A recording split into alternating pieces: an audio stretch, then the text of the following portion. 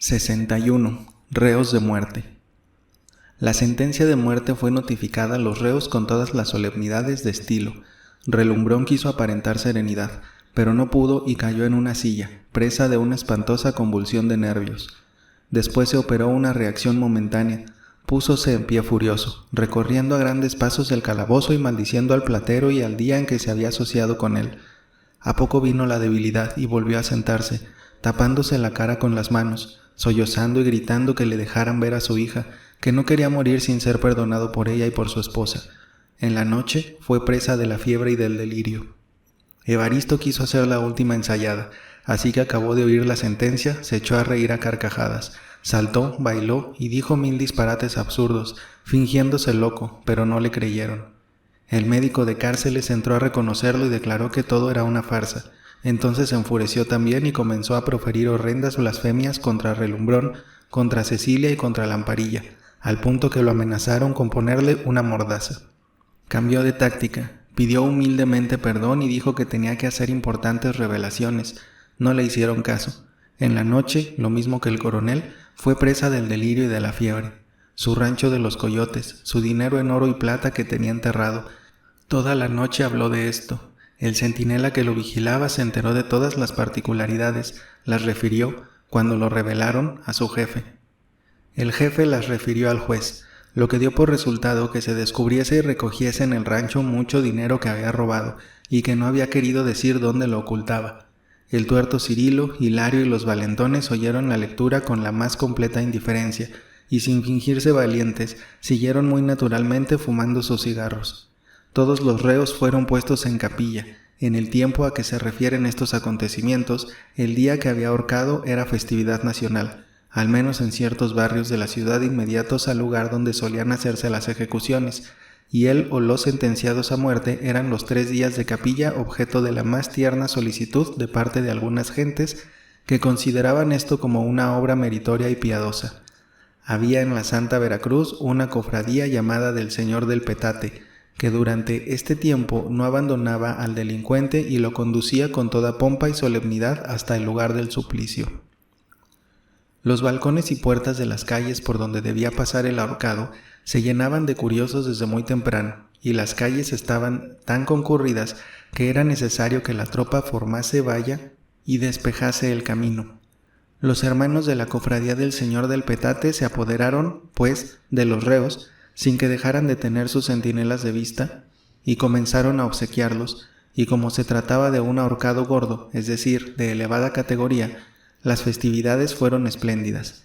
Misa cantada en la Santa Veracruz, frailes y clérigos que se ofrecían a auxiliar noche y día a los reos, y comidas abundantes y bien sazonadas. Se trataba a los criminales a cuerpo de rey hasta el momento en que se apoderaba de ellos el verdugo.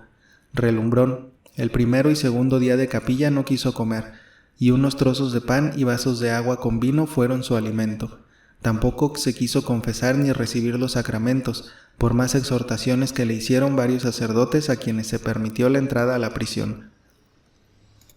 El tuerto Cirilo y los valentones devoraban el buen almuerzo y comida que les servían, y se reían de las amonestaciones de los sacerdotes para prepararlos al viaje a la otra vida. Pero al fin el viejo capellán de la Soledad de Santa Cruz pidió permiso para ver al tuerto Cirilo, le recordó las circunstancias del robo que intentó hacer de las alhajas de la Virgen, logró con paciencia y buenas palabras que él y los valentones se confesaran y les dio la absolución. En cuanto a Evaristo, a quien también vio, estaba ya positivamente loco. La proximidad de la muerte por el garrote lo llenaba de terror y no hacía más que temblar, llorar y gemir como una mujer y beber mucha agua, pues lo devoraba la sed y se quemaba por dentro. El último día, doña Severa, enlutada y cubierta con un espeso velo, pidió permiso, que le fue concedido, para despedirse de su marido. Apenas la vio Relumbrón cuando quiso echarse en sus brazos, gimiendo y pidiéndole perdón. No vengo a eso. Dios es bastante misericordioso, le dijo con un acento amargo y decisivo, y si te arrepientes de corazón de los horrorosos crímenes que has cometido, acaso te perdonará, pero yo no. Has condenado a la vergüenza y a los más horrorosos martirios a Amparo por el resto de su vida. Si la hubieras matado con un puñal, y valía más, entonces te perdonaría. Relumbrón quiso acercarse y abrazar a doña Severa. Aparta, malvado, le interrumpió rechazándole con la mano. No me manches con la sangre y el cieno de que estás cubierto. Vengo, sin embargo, a hacerte el último servicio, si no quieres ser objeto de la curiosidad, del odio y de la burla del pueblo en el tránsito que vas a hacer desde aquí a la horca. Ten valor y haz, cuando yo salga, lo que el verdugo hará dentro de 1 hora. Toma». Doña Severa sacó una navaja de barba que tenía oculta, se la entregó a su marido, se echó el espeso velo al rostro y salió de la prisión. A poco se escuchó un grito doloroso. Entraron las diversas personas que había encargadas por la justicia de visitar a los reos y encontraron a Relumbrón tendido en la cama y bañado en su sangre, y una navaja de barba tirada en el suelo. Acudió inmediatamente el médico de cárceles, reconoció al preso y le hizo la primera curación. Era una herida leve. Relumbrón no había tenido valor para cortarse la arteria. Se consultó al gobierno si debía suspenderse la ejecución, y la respuesta inmediata fue que, muerto o vivo, se llevara al reo a la horca. La imagen de Cristo crucificado, bajo la modesta sombra formada con petates en lugar de palio y tela de oro, y conducida por los hermanos, vino a la cárcel, y la procesión fúnebre se organizó. Abría la marcha un piquete de infantería al mando de un oficial. Seguía inmediatamente el señor del petate y cosa de 40 trinitarios vestidos con unas túnicas de paño rojo y gruesos hachones de cera en la mano. Seguían los hermanos de la cofradía con sus escapularios, padres franciscanos, dieguinos y dominicos, mezclados, y cerrando la marcha, los reos, con un sacerdote a cada lado, con un crucifijo en la mano, que alternativamente rezaban oraciones en latín y exhortaban al delincuente a que se arrepintiera de todo corazón de sus crímenes. A Relumbrón, que más bien se arrastraba que no andaba, le sostenían de los brazos 2 hermanos de la cofradía. De la venda blanca que le había puesto el médico en la herida, caían algunas gotas de sangre. Evaristo se detenía, se resistía, era necesario empujarlo, y 2 soldados iban pegados a él, pues temían que intentara escapar. El tuerto Cirilo y los demás caminaban por su pie, muy serenos, mirando a todas partes y sin hacer caso de los rezos ni de las amonestaciones de los padres. La tropa tenía que despejar el terreno y formar valla, las calles y balcones llenos de curiosos, y así, lentamente iba caminando esta extraña procesión, que se parecía algo a un auto de fe, hasta que llegó a la plaza de Mixcalco, tan llena de gente que se podía andar por las cabezas. Allí un cuadro de tropa estaba formado y en el centro las máquinas destinadas a la ejecución, que eran bien sencillas, una viga, un banquillo y un anillo de fierro. 15 minutos después los criminales habían dejado de existir y permanecieron hasta la noche sentados en sus banquillos con el pescuezo tronchado por la mascada, las cabezas inclinadas y las lenguas negras de fuera. Varios incidentes ocurrieron mientras caminaban los reos al suplicio. En un remolino de gente que se formó y que trataban los soldados de contener dando cintarazos a diestra y siniestra, cayó una mujer. Se asustó, naturalmente, la metieron a un zaguán y allí dio a luz a una criatura. Un caballo escapado de una caballeriza corría furioso atropellando gente y lastimó a 2 muchachos, pero la desgracia más grave fue la caída de un balcón de madera de una vieja casa y explicaremos en qué consistió, al menos para nuestra narración, la importancia de este acontecimiento. La moreliana había tenido muy buenas cosechas en sus ranchos, estaba muy ocupada en vigilar y dirigir las diversas reparaciones que se hacían en las trojes y en las casas, y además contenta se hallaba en su tierra, pero necesitaba hacer varias compras y resolvió el viaje a México, en donde hacía meses que no ponía los pies. Cuando llegó notó cierta agitación en la ciudad, pero no fijó su atención, y antes de ver al platero, se fue derecha a la casa en que acostumbraba alojarse. Allí le dijeron sus amigos que al día siguiente había muchos ahorcados. La convidaron para verlos pasar y ella, por una mera curiosidad, más bien por no desairar a las personas que tanto la instaban, fue con ellas a una casa vacía situada en una calle angosta, por donde precisamente tenía que pasar la comitiva para entrar a la plaza donde estaban ya dispuestas las máquinas para la ejecución. Llamó mucho la atención de la moreliana el aparato de la tropa con sus uniformes de gala, los trinitarios con sus largas túnicas de color de sangre, el Santo Cristo debajo de un palo de petates y los muchos señores con frac negro y sus escapularios al cuello, mezclados con frailes mercedarios, franciscanos, dominicos y agustinos, y todo este cuadro, animado y moviente, se desprendía y ocultaba por intervalos entre una multitud compacta que se atropellaba y se empujaba por lograr un puesto de preferencia para ver de cerca los ahorcados. La moreliana estaba absorta, Nunca había visto ni aún imaginado un espectáculo semejante. «Pobres hombres», dijo a sus amigas con su sencillez campesina, «no sé para qué los llevan a morir con tanto bullicio y acompañamiento, como si se tratara de la procesión de una virgen. Valía más que de noche o en la madrugada los ajusticiaran sin que nadie los viese y así sufrirían menos». «Es para escarmiento», le respondió una de sus amigas. «Mirando esto, los ladrones ya se guardarán de robar más». «Quía», dijo otro, «aquí mismo y al pie de la horca, si los soldados los dejan arrimar, habrá muchos que se aprovechen de la bola para sacar mascadas y relojes, pero ya vienen, pongamos cuidado». Todos callaron y agacharon la cabeza, encogiéndose y levantándose para poder ver a los reos de muerte que en ese momento pasaban debajo del balcón. La moreliana no tenía los sentimientos tiernos y exagerados de las madres que crían, que educan, que viven con sus hijos años y años, aun cuando lleguen a viejos. Nunca había podido tener trato ni intimidad con el suyo, lo conocía simplemente. Tenía, en las pocas ocasiones que platicó con él en entrevistas proporcionadas por el platero, que disimular y mostrarse indiferente. Hasta llegaba a pensar algunas veces que ese personaje ya crecido y elevado a cierto rango social era inventado por el platero y no el hijo que ella había dado a luz y confiado a los cuidados de una buena y honrada familia. Cuando estas sospechas se desvanecían, sentía en su interior cierto orgullo de tener un hijo tan logrado, pero ninguna afección viva, que era por otra parte ajena de su carácter. Así, cuando se fijó en uno de los reos que caminaban ya casi moribundo y con la venda en el cuello manchada con la sangre que aún brotaba a gotas de su herida, reconoció y no le cupo duda de que era Relumbrón, es decir, su hijo. Su estupefacción y asombro fue tal que quedó privada de la palabra y sus ojos seguían esa visión terrible y repentina hasta que desapareció entre las cabezas hirsutas y negras de la plebe que se agrupaba y se revolvía cada vez más. La moreliana no quería ni podía decir nada a las amigas que tenía a su lado. Les apretaba fuertemente los brazos y las miraba alternativamente con el semblante pálido y desencajado. Las señoras creyeron que le iba a dar un accidente y trataron de retirarla a la pieza. En ese mismo momento crujió la madera apolillada. El barandal se desprendió y las 3 personas se hundieron, dando en el suelo, que era de tierra y no de losa. Por fortuna el balcón no estaba alto y no hubo muerte inmediata. La gente se agolpó. La policía que abundaba en ese día por allí se acercó. Encontró que las desgraciadas estaban desmayadas y como muertas del susto. Creyóse que había roturas de huesos o que se habían reventado por dentro. Se mandaron traer unas camillas y fueron llevadas al hospital de San Andrés.